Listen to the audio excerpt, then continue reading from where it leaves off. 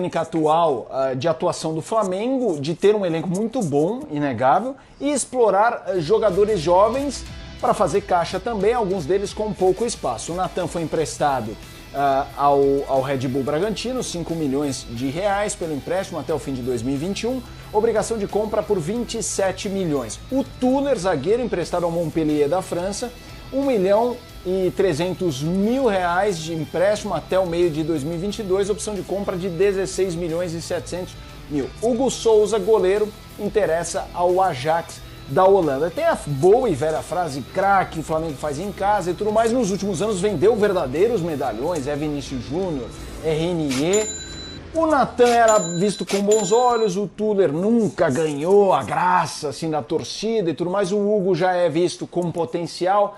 Você acha que é natural? Acha que, porque estamos falando de um time que é muito forte, na definição de todo mundo, é considerado o melhor elenco do futebol brasileiro. Para sustentar isso, esse é o preço?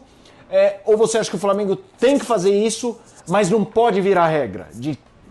Beleza, qualquer moleque vai para sustentar, contratar medalhões. Como é que você vê esse equilíbrio, Dani? Acho que a gente tem que analisar com calma, caso a caso, e levando em conta o último ano, né? O Flamengo não fez tanto caixa quanto gostaria com títulos, esperava ganhar mais do que o Campeonato Brasileiro. O Flamengo perdeu mais de 100 milhões em arrecadação, porque portões fechados, a pandemia impede que tenha torcedores nos estádios e isso também é uma renda muito alta para o Flamengo, principalmente quando o time está em alta, né, que a torcida vai, lota o Maracanã, 60 mil, 70 mil pessoas por cada jogo. Então o Flamengo hoje vive uma situação que ela deixou de ser confortável do ponto de vista financeiro. Não é um absurdo, o Flamengo não está em crise, não estou aqui dizendo que, meu Deus, vai ter que vender, né? Não vou nem falar nome aqui, porque vão cortar e vão dizer que eu estou mandando vender o camisa 9, mas não precisa fazer isso. Agora, os casos têm que ser avaliados. Os zagueiros, eu entendo que o Flamengo precisa fazer caixa, queria colocar mais um jogador nesse bolo. O Yuri César, que estava emprestado para o Fortaleza, foi vendido para os Emirados Árabes, acho que 30 milhões de reais, negociação correspondente em real, dá mais ou menos 30 milhões de reais. O Hugo me preocupa um pouco esse interesse do clube holandês, porque a zaga, o Flamengo, claro, tem as questões ali para resolver, não tem mais uma zaga tão confiável como já teve em outros tempos. O Natan é muito bom zagueiro, acho que de todos esses meninos, né, entre ele, o Otávio, o Noga, ele talvez fosse o mais pronto e justamente por isso, nesse momento, o Flamengo precisa olhá-lo como uma opção de venda porque seria o mais rentável. Tem que fazer caixa, tem que tentar sanar o que não foi arrecadado no ano anterior. Agora, acho que também existe um limite para isso.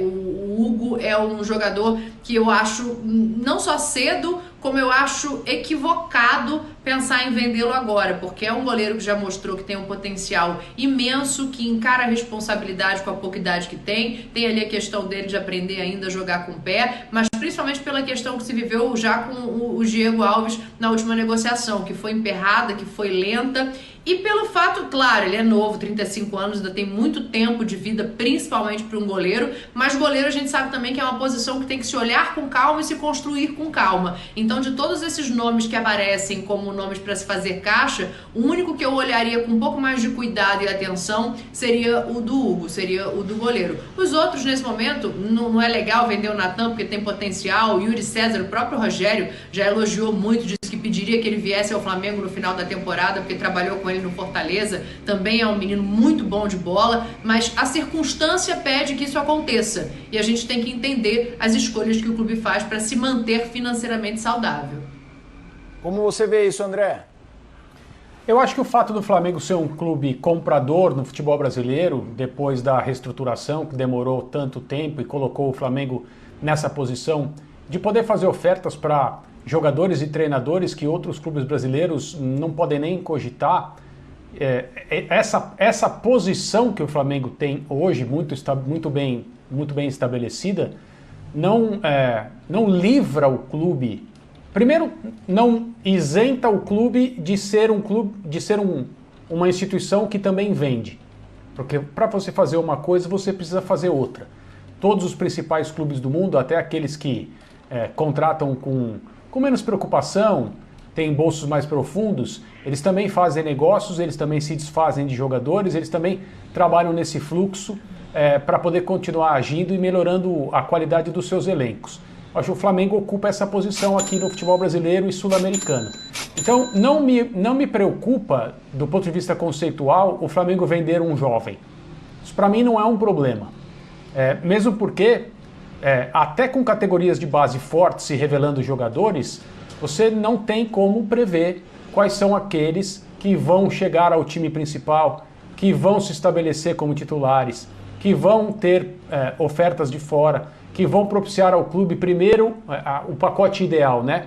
Eu invisto um jogador na base, ele chega ao time principal, consegue o seu lugar, mantém essa posição, me dá retorno técnico, participa de times que ganham títulos, recebe propostas, eu vendo e ainda ganho dinheiro com ele. Isso é a fantasia que às vezes acontece no futebol brasileiro cada vez mais rápido. Então a parte do retorno técnico é muito pequena quando acontece.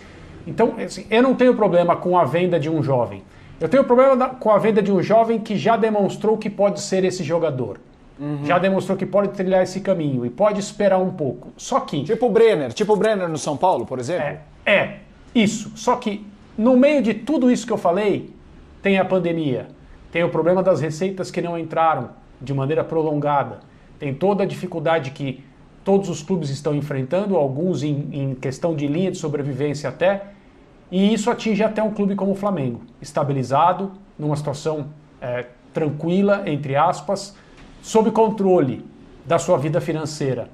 Mas, diante de tudo que aconteceu, eu acho que decisões mais difíceis terão de ser tomadas mesmo. André, mas você não acha que o Hugo também está nesse patamar de jogador que você colocou agora, que já mostrou que pode render frutos positivos? Mas eu acho, Dani, que essa questão com o Hugo é uma dessas para ver se acontece alguma coisa melhor, entendeu? Sabe assim? Acho difícil. Porque ele tem, a não ser que esteja acontecendo alguma coisa que a gente não sabe, interna, de relacionamento e tudo mais, ele tem um caminho muito claro no gol do Flamengo. Por um bom tempo.